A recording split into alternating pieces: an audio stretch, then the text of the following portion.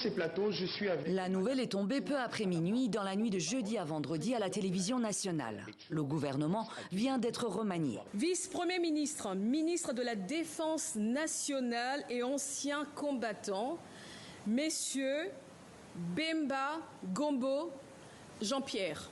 Une annonce qui consacre le retour de deux poids lourds de la politique congolaise. Nommé ministre de la Défense et vice-premier ministre, Jean-Pierre Bemba.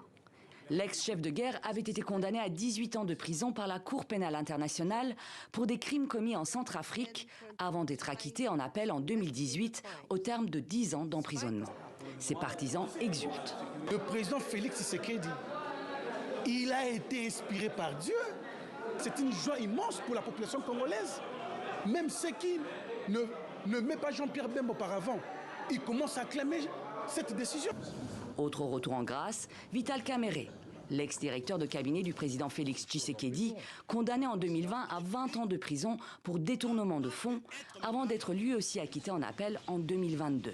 Il récupère le ministère de l'économie et est nommé vice-premier ministre. Le président de l'UNC va accomplir cette tâche ou sa tâche d'une manière satisfaisante, puisque lui, il l'a toujours dit, ce n'est pas le poste qui fait l'homme, mais c'est l'homme qui façonne un poste. Un remaniement fustigé au parti Ensemble pour la République de l'opposant Moïse Katumbi, dont 3 ministres avaient démissionné en décembre dernier en solidarité avec leur parti et en rupture avec la coalition Tshisekedi au pouvoir.